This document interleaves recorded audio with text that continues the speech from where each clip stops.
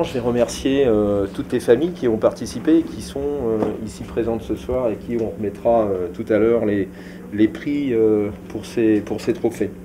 Un enjeu majeur autour de la maîtrise de l'évolution de notre climat, à la fois la maîtrise et l'adaptation avec un objectif clair qui est une réduction de 20% de l'émission des gaz à effet de serre d'ici à 2020. L'idée, c'était de se dire, on montre des bonnes pratiques, mais comment aussi les impulser. Donc là, on s'est dit, on va suivre des gens qui ont envie de passer à l'action, on va les mettre en contact avec des experts qui peuvent les aider à changer au quotidien. Et en montrant cet exemple-là, on incitera peut-être d'autres gens derrière leur écran ou derrière leur journal à faire de même. Les familles ont permis d'économiser à peu près 25% de CO2 sur les transports, 14% sur l'alimentation, 12% sur l'équipement et 5% sur l'habitat. Grâce à tout ça, on a économisé 16 tonnes de CO2, ce qui est quand même déjà pas mal du tout. Voilà, donc félicitations.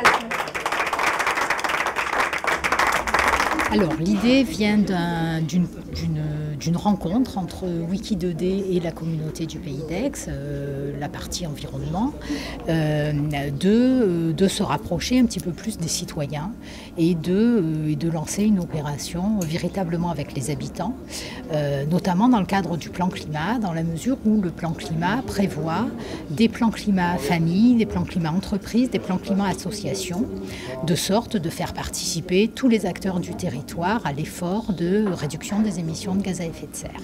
Ça nous permet d'ajuster, d'adapter nos politiques aux véritables besoins des particuliers.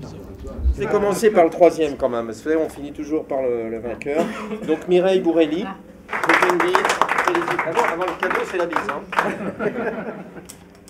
Je suis étonnée qu'on trouve que j'en fasse beaucoup parce que pour moi c'était pas si compliqué que ça, mais ceci étant j'espère que ça va provoquer une prise de conscience individuelle qui un jour deviendra une prise de conscience collective. La deuxième c'est Christelle Martin, donc félicitations, bravo, super. Ma plus grande progression, c'est le covoiturage, donc c'est extraordinaire. On n'est pas seul en train de s'énerver, on est en train de discuter de ce qui s'est passé, même du travail qu'on a à faire dans la journée, donc c'est très intéressant. Et le vainqueur est Julie Lange.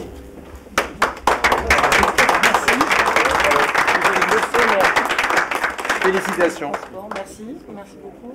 C'est le bilan carbone qui m'a ouvert les yeux parce que je ne pensais pas avoir un si mauvais bilan carbone au départ. Je ne pensais vraiment pas avoir autant de tonnes de CO2 à mon compte. Je pensais être dans les gens les plus écolos.